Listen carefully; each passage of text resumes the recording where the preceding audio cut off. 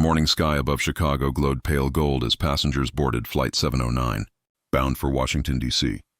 The air was calm, engines hummed with confidence, and the scent of jet fuel mingled with the chatter of travelers.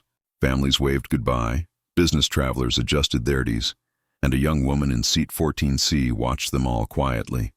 Her name on the ticket read Evelyn Shaw, but to those who once served beside her, that name meant something else. As the aircraft lifted into the clouds, the captain's calm voice filled the cabin. "Ladies and gentlemen, welcome aboard. Sit back and enjoy the flight." It felt safe, predictable, ordinary. But somewhere above 20,000 feet, destiny had other plans. An hour later, a sharp alarm shattered the peace. The cockpit door slammed open. The first officer stumbled out shouting, "The captain's down!" Panic erupted.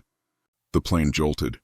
Coffee splashed, passengers screamed, oxygen masks dangled.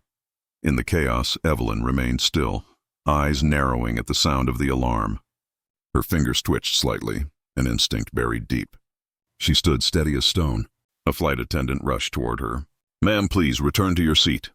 Evelyn's voice was calm, low, and commanding. "If you want to land this plane, you'll let me in that cockpit." Something in her tone broke through the panic. The attendant hesitated, then moved aside. Evelyn stepped forward, her past catching up with her at 30,000 feet.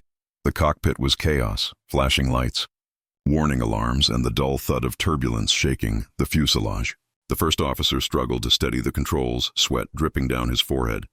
He looked up, startled, as Evelyn pushed open the door. "You can't be in here," he barked. Evelyn ignored him, slipping into the captain's seat like she'd done it 1,000 times. Her hands moved fast, flipping switches, cutting the alarm, adjusting altitude. Within seconds, the plane's violent tilt softened into a trembling glide. The co-pilot gaped. How did you—" "Focus," she said sharply. "We're not out of this yet." Her voice carried a strange authority, one that couldn't be faked. The co-pilot obeyed without question. Outside, thunderheads loomed ahead like mountains of darkness. Evelyn's gaze was steady, her heartbeat calm. Down in the cabin, passengers whispered in fear. "Who is she?" someone asked. "A pilot?" hustled the ear. No one knew. In the air traffic control tower, confusion rippled. The new voice on the comm sounded steady, professional, too professional. "Flight 709, identify yourself," came the call. Evelyn pressed the button, her tone clipped and firm. "Flight 709, requesting emergency assistance. Captain incapacitated.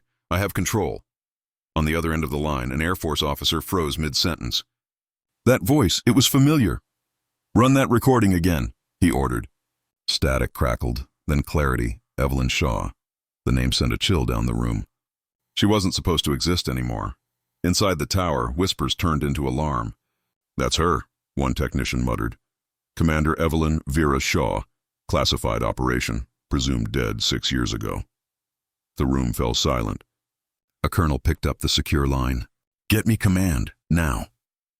Meanwhile, in the cockpit, lightning flashed across Evelyn's face, revealing the faint scar along her temple, a remnant of another life. The co-pilot's hands trembled as he adjusted the throttle. "You were military?" he asked. Evelyn didn't answer.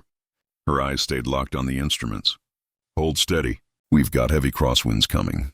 The storm outside grew monstrous, the clouds a swirling wall of gray and electric light.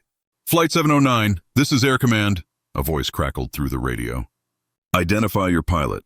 Evelyn's hand hovered over the transmitter. For a moment, silence. Then she spoke. "This is Vera. Former call sign Echo 47, I'm bringing them home." The frequency went dead quiet. Then chaos. Orders flew. Fighter jets scrambled from an airbase in Virginia. In the cockpit, the co-pilot's eyes widened.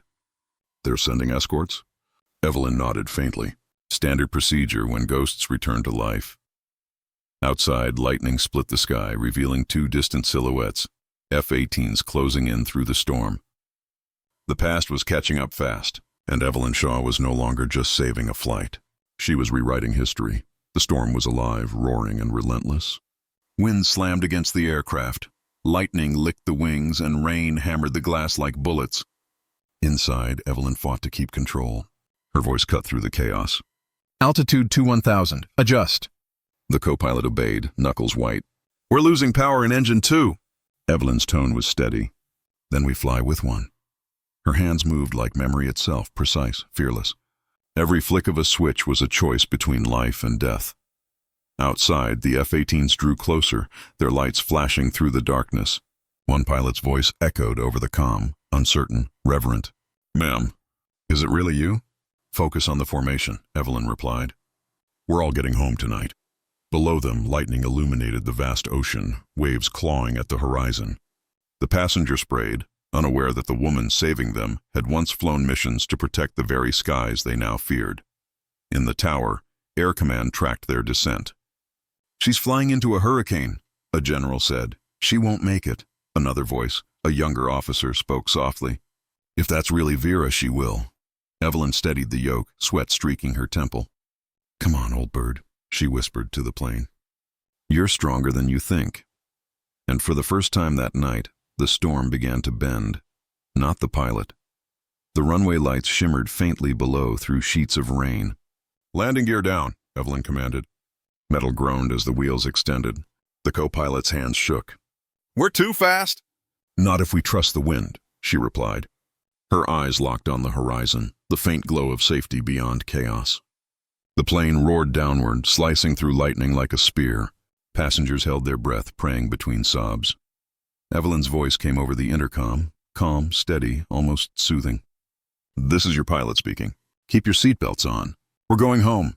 The plane struck the tarmac hard. Metal shrieked, sparks flared, rain exploded across the windshield. For a long second it seemed impossible. Then, slowly, impossibly, the jet steadied. Tires gripped. Engines screamed one last time before settling into silence. Cheers erupted. Strangers embraced, tears flowed, and someone whispered, "She saved us." The co-pilot turned to Evelyn, voice trembling. "Who are you?" She smiled faintly. "Someone who once promised to bring them home." Outside, the storm broke apart, light spilling through ragged clouds. The F-18 circled once, saluting silently before vanishing into the dawn. Evelyn sat back, breathing slow, eyes glistening, not from fear, but from relief. By the time rescue teams arrived, Evelyn Shaw was gone. No name on the manifest, no trace in the records.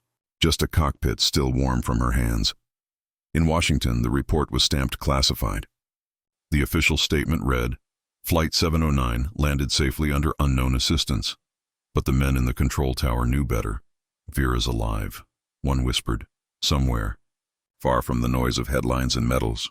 Evelyn walked alone along a quiet pier, dawn rising over calm waters. She held a worn photograph, her old squadron, smiling before the mission that never made it home. She smiled softly. "We made it this time," she whispered. Back in the skies, pilots spoke of her in hushed awe. "The woman who took the cockpit," they said, and reminded the world that courage never dies. Legends, after all, don't fade. They simply wait for their next flight.